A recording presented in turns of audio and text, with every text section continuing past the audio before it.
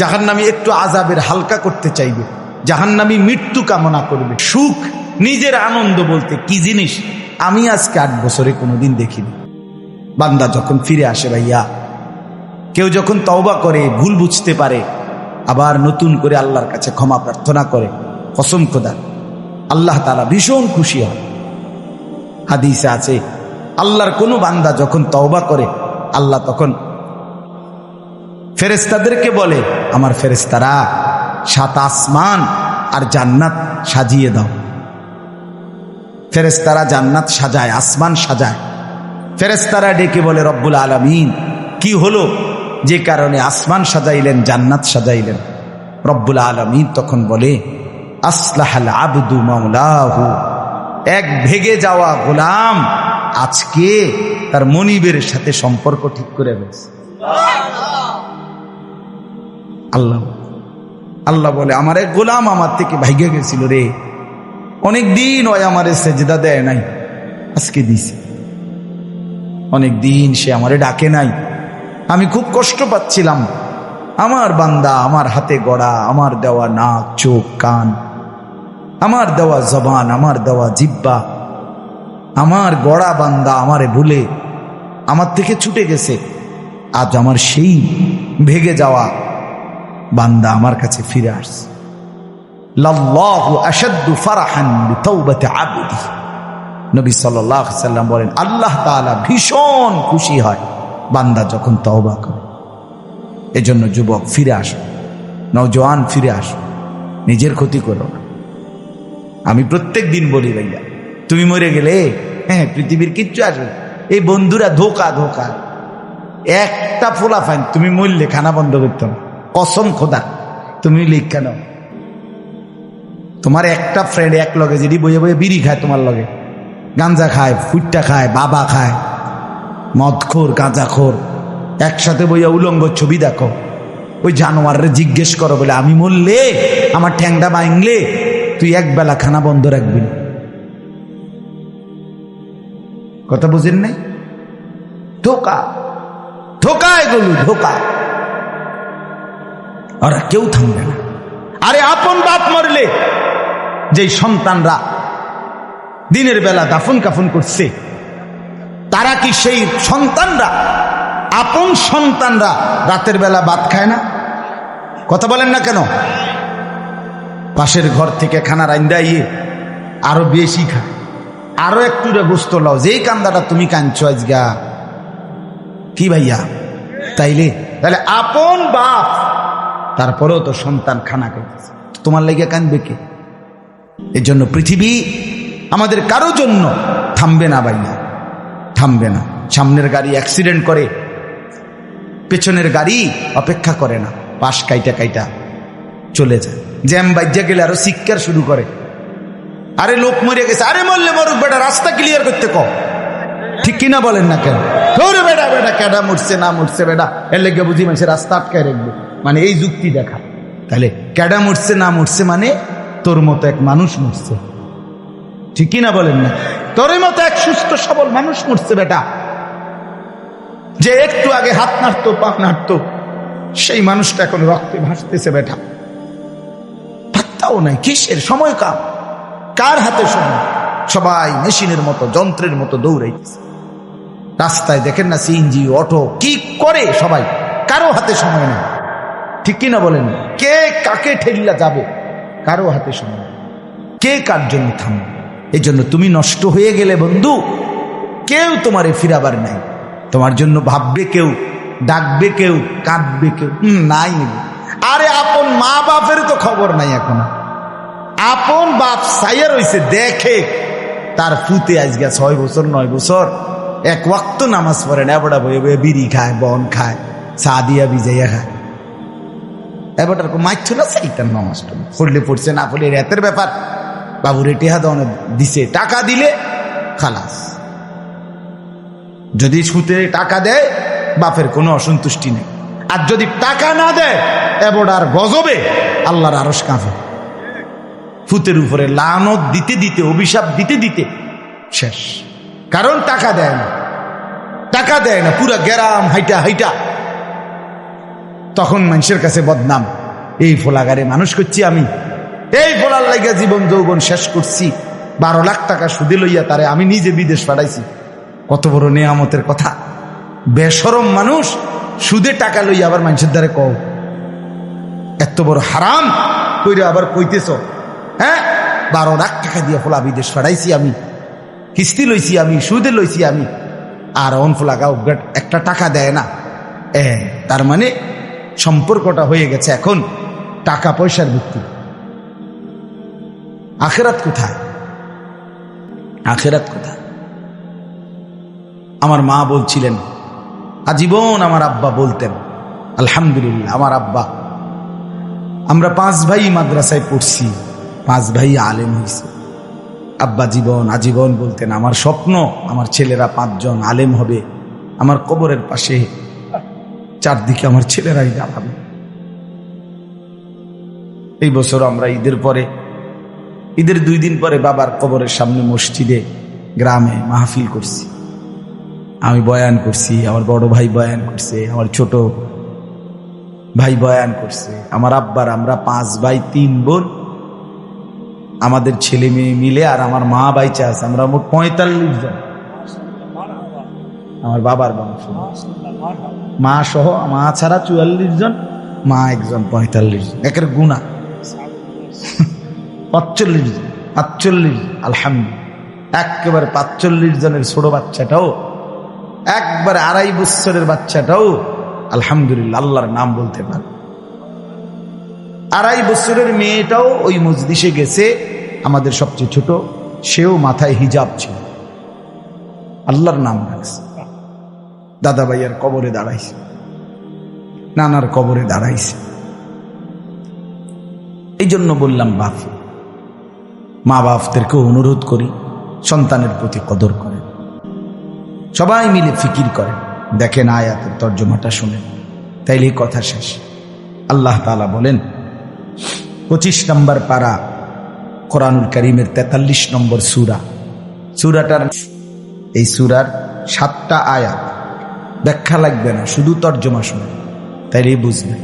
আল্লাহ বলেন 74 নম্বর আয়াত থেকে পড়ছি, ইন্নাল মুজরিমিনা ফি আযাবি জাহান্নামা খালিদুন। আল্লাহ তাআলা বলে, নিশ্চয়ই পাপীরা জাহান্নামের আযাবে চিরস্থায়ী থাকবে। ইন্নাল মুজরিমিনা ফি আযাবি জাহান্নামা খালিদুন, নিশ্চয়ই পাপীরা জাহান্নামের আযাবে চিরস্থায়ী থাকবে। কতদিন? এবার আল্লাহ আবার ব্যাখ্যা করে বলে, বান্দা বুঝেছো? লা ইউফাত্তারু আনহুম, 1 সেকেন্ডের জন্য বিরতি দেওয়া হবে না। জাহান্নামী চিৎকার করে বলবে, মাওলা আমারে মৃত্যু দিয়ে দেন। আল্লাহ বলবে না। জাহান্নামী বলবে, আল্লাহ একটু সময়ের বিরতি দেন, 10টা মিনিটের বিরতি দেন মাওলা। 24 ঘন্টার আগুন, আমারে 10টা মিনিট একটু আলগা থাকতে দেন, আমি যে আর পারছি না মাওলা, এতটা ভীষণ আযাব আমি যে আর সইতে পারছি না মাওলা, আর পারছি না।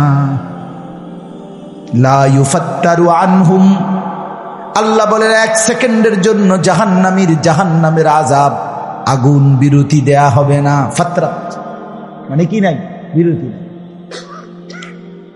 আহুম ফীহি মুবলিসুন, এরপরে আল্লাহ বলেন জাহান্নামী এই দীর্ঘ 24 ঘন্টা অনন্তকাল আযাবের মধ্যে থাকবে। কেমনে থাকবে? মুবলিসুন, বিষণ্ণ হয়ে, উদাস মনে। কোনদিন চেহারায় 1 সেকেন্ডের জন্য হাসি ফুটবে না, কোনদিন আর সুখের নাগাল পাবে না। আজ তো বন্ধু রাত কেটে ভোর হয়, ভোর গিয়ে রাত হয়, অন্ধকার আলো হয়, আলো অন্ধকার হয়। যে হাসে সে কাঁদেও, যে কাঁদে আবার সে হাসেও, ঠিক না? কিন্তু রব্বুল আলামিন বলেন ওয়াহুম ফীহি মুবলিসুন, জাহান্নামীর মন, জাহান্নামীর চেহারা বিষণ্ণ, উদাস, সব সময় হাসিবিহীন থাকবে, কোন সেকেন্ড হাসতেই পারবে না। এবার আল্লাহ নিজে বলবেন, মলিন চেহারা দেখে জাহান্নামীকে, জাহান্নামীর চিৎকারে আল্লাহ নিজেই বলবেন, ওমা যালামনাহুম, জাহান্নামী নাফরমান, আমি কিন্তু তোর উপরে মোটেই জুলুম করি নাই। আমি রাতও দিয়েছি বান্দা, দিন দিয়েছি, আমি সুযোগ দিয়েছি, সময় দিয়েছি। 8টা বাজে এশার আজান হয়েছে, এখন বাজতেছে রাতের 11:30। তাইলে আমি কিন্তু হায়াত 3.5 ঘন্টা তো দিয়েছি। আর 4 এশার নামাজ পড়তে তো 3.5 ঘন্টা সময় লাগে না? লাগে। আমি তো ফজরের ওয়াক্ত আসার পরে ওয়াক্ত শেষ হওয়া পর্যন্ত প্রায় 1.5 ঘন্টা সময় দিছি। 4 রাকাত নামাজ পড়তে তো 1.5 ঘন্টা লাগে না?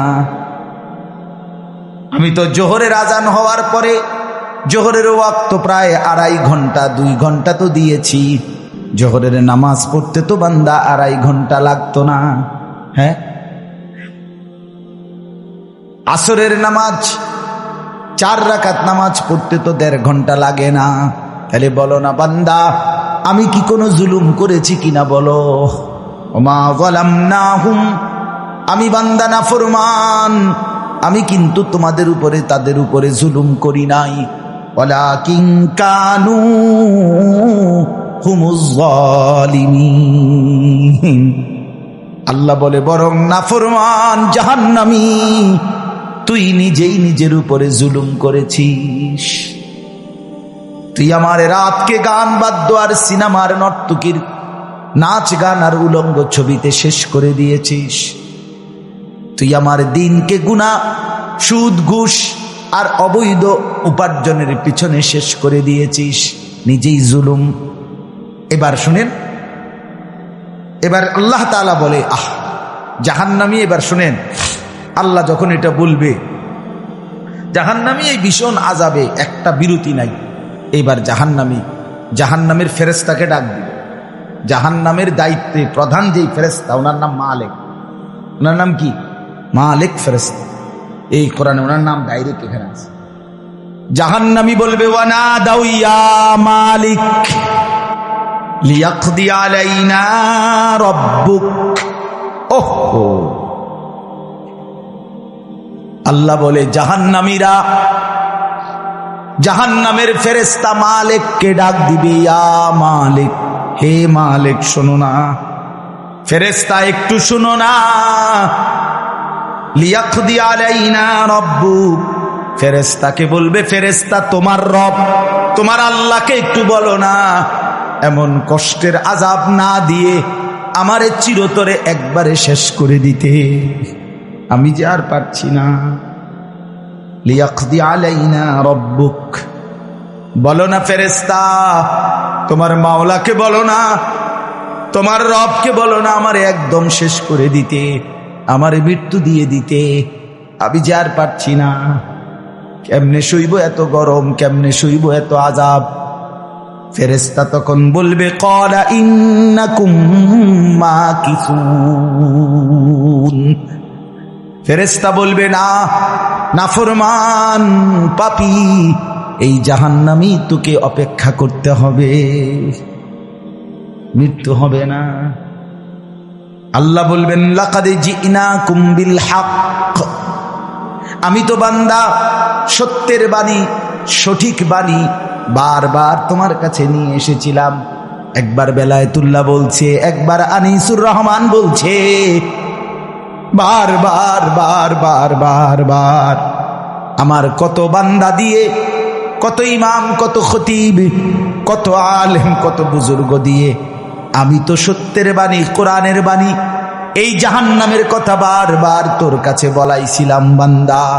ওয়ালাকিন্না আকসারাকুম লিল হাক্কি কারিহুন, কিন্তু তোমরা তো অধিকাংশই আমার সত্যের আহ্বান, আমার কোরআনের আহ্বানকে অপছন্দ করেছ।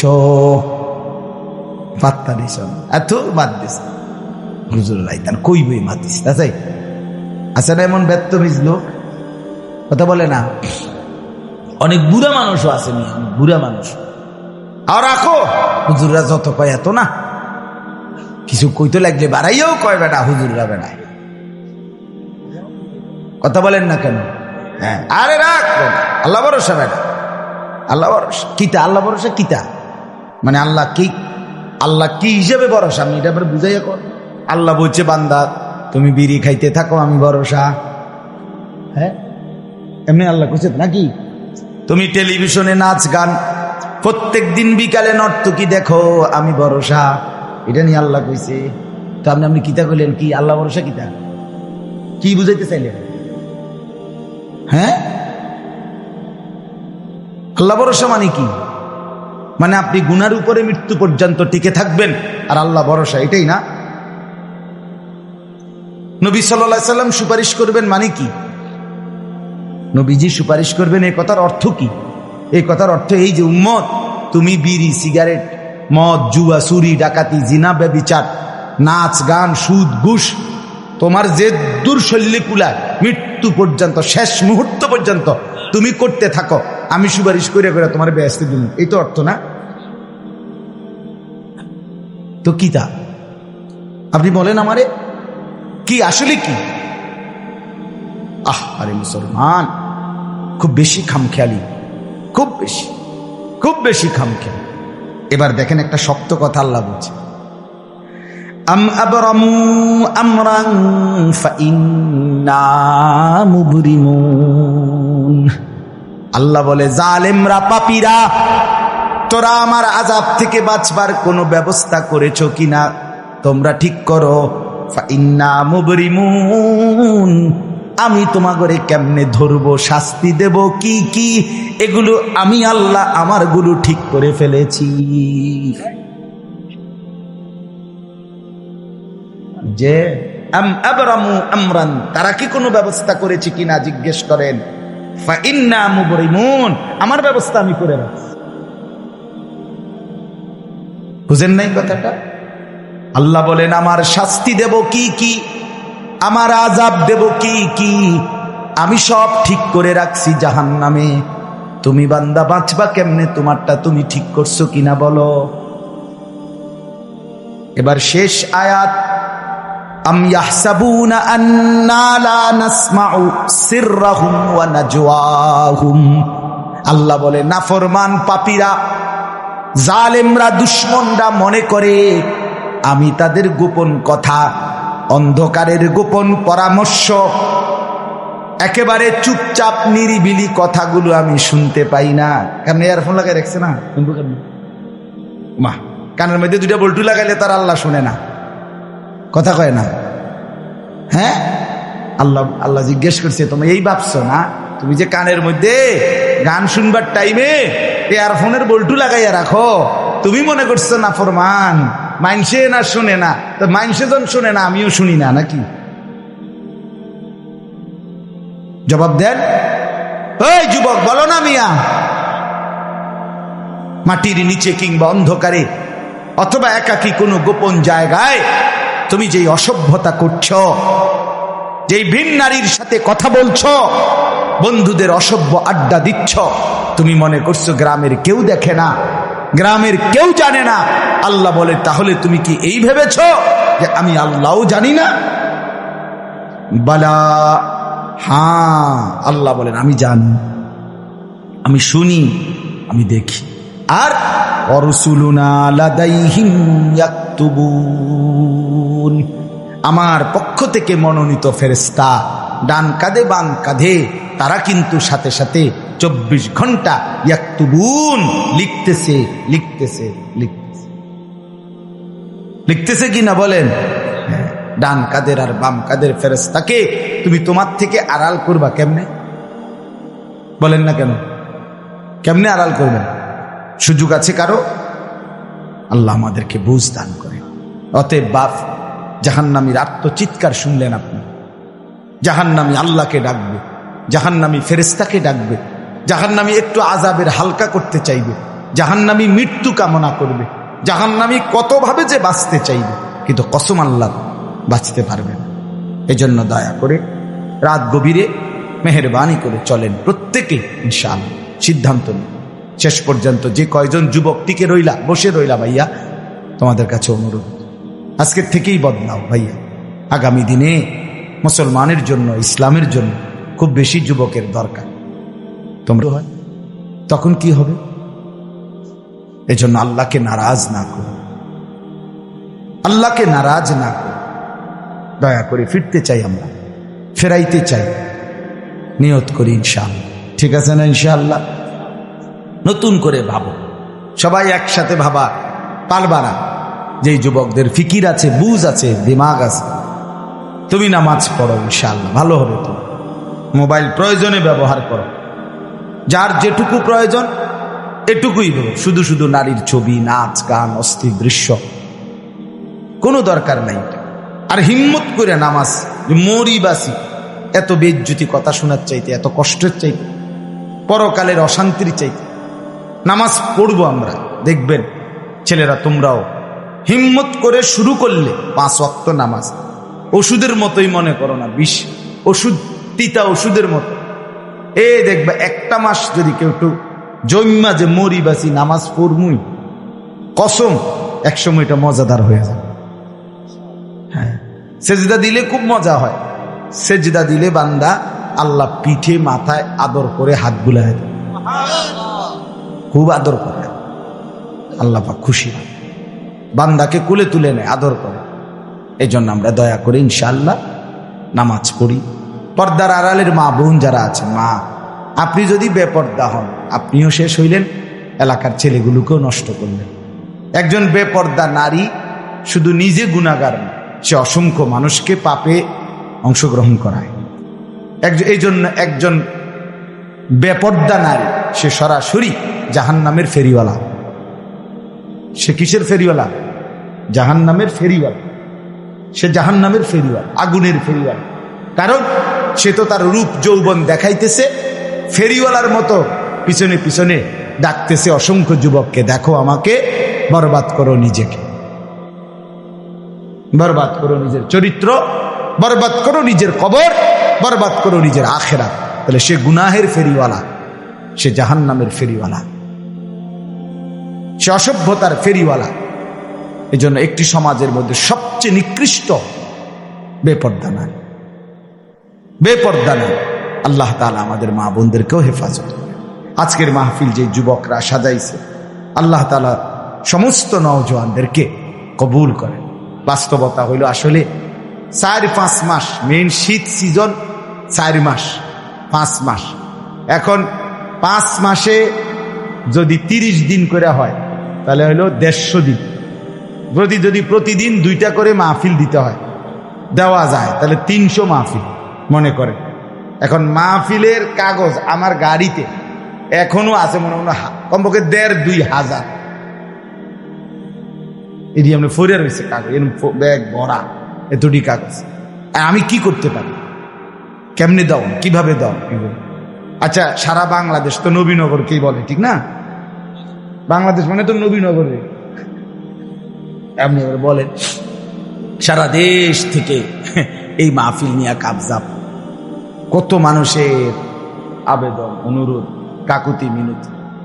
এরপরও আমাদের এই মুফতি বেলায়েতুল্লাহ সাহেব এবং আমাদের এই নবীনগর এসআর মসজিদের ইমাম মকবুল ভাই, মাওলানা মকবুল সাহেব, এরা সবচেয়ে বেশি মাহফিলেই, কম না আলহামদুলিল্লাহ। আমি চেষ্টা করছি, ওনাদেরকে অনেকগুলো মাহফিল দিচ্ছি, আরো দেওয়ার ফিকির আছে, কিন্তু আসলে সময় একদমই অল্প। মূলত খুব বেশি ডেট নাই, কুলাম যায় না, এই জন্য এই সময় দিতে হয়েছে। ওই ভাই ইমাম সাহেব অনেক অনুরোধ করছে, আমারও মনে আছে, ওখানে বারবার বেশি অনুরোধ করছে। এই জন্য যাক, আল্লাহর দয়া আশা হয়েছে। আমিও আপনাদের জন্য দোয়া করি, আপনারাও আমার জন্য দোয়া করবেন। আল্লাহ তাআলা আমাদের সবাইকে মিলে মিশে দ্বীনের কাজে অংশগ্রহণ করার তৌফিক দান করেন। আমিন।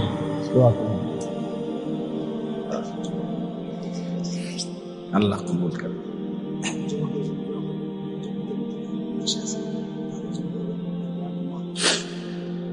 অনেক কষ্ট করে প্রবাসী যে বিদেশি ছেলেরা, আমি নিজ চোখে দেখি। এইবারও আমি উমরায় গেছি, যে রমজানে, এই রমজান আমি প্রবাসী ভাইদের রোমে রোমে গেছি, বয়ান করছি। এই 12 জন 14 জন 16 জন 20 জনের রুম হালাকা। এবার বেলা ওই যে হালাকা কাকিয়া, হ্যাঁ ওখানে গিয়ে বয়ান করছে। এবার এই আমগো প্রবাসী বাংলাদেশি ভাই, আর এই অনেক কষ্ট করে, 12 ঘন্টা 14 ঘন্টা ডিউটি করে। হ্যাঁ, এরপরে আপনার এই ছোট্ট একটা রুমের মধ্যে 14 জন 16 জন একসাথে ঘুমায়, নিজেরা রান্না করে খায়, নিজেরা। ঠিক আছে, কথা হবে ইনশাআল্লাহ। হ্যাঁ, এই জন্য এরা অনেক কষ্ট করে। এই কসবার এক ছেলে, আমি এক মাস এবার আমার এইবার রমজানে জড়ায় ধরা আমার কানছে অনেক, বিদেশ মক্কায়। ছেলেটা আমারে বলতেছে, হুজুর আমি 8 বছরে আজকে বিদেশ করি, এই 8 বছরে কোনোদিন এই বিদেশে একজন ভালো ডাক্তার কোনো শরীরে কোনো রোগ সুখের জন্য দেখাইনি। কয়েকজন ডাক্তার যদি দেখাই তাহলে হেরার যে ওষুধ টষুধ দিবে আমার 15-20 হাজার টাকা চলে যাবে খরচ। কয় তাইলে আমি বাড়ির টাকাটা পাঠামু কেমন? কয় এই জন্য ব্যথা বেদনার একটা ট্যাবলেট খাইয়া পইরা থাকি হুজুর, আর এই কলজার মধ্যে জমাইয়া টাকাগুলো সব বাড়ি পাঠায়। ছেলেটা আমারে খুব কাঁদছে, আমার পোলাটার কথা মনে হয়। সে আমারে বলছে, হুজুর আমি আজকে 8 বছরে কসম আল্লাহ, কয় এই মক্কায় বলতেছি, কয় সুখ নিজের আনন্দ বলতে কি জিনিস আমি আজকে 8 বছরে কোনোদিন দেখিনি। সবটা দিয়ে দিছি পরিবারের জন্য, মানে বাড়িতে, শুধু কোন রকম মানবেতর, কোন রকম মানে কোন রকম জিন্দিগিটা কাটাই, বিদেশে পড়ে আছি আমি। কিন্তু এরপরে বাবা এতটা কষ্টের টাকা পাঠাবার পরে যেই স্ত্রী, যেই বিবি বাজারে বাজারে ঘুরে, বেপর্দা ঘুরে, মোবাইলে সারা দিন রাত পড়ে থাকে, স্বামীর পবিত্র আমানত, নিজের ইজ্জত, নিজের সতীত্ব নষ্ট করে, পরকিয়া, ভিন কোনো পুরুষের সাথে অবৈধ কোনো সম্পর্ক করে, তার মতো অসভ্য, নির্লজ্জা, বেহায়া, অসভ্য নারী আল্লাহর জমিন আর কেউ হইতে পারে। তোর জন্য বেটি, তোর ছেলেটার জন্য, বাচ্চাগুলোর জন্য এই ছেলেটা, এই পুরুষটা আজকে 6টা বছর 8টা বছর 12টা বছর বেটা বিদেশের জমিনে পড়ে আছে, আর বিনিময়ে তুই নিজের জিন্দেগি নষ্ট করে দিলা, স্বামীর পবিত্র আমানত নষ্ট করে দিলা তুমি।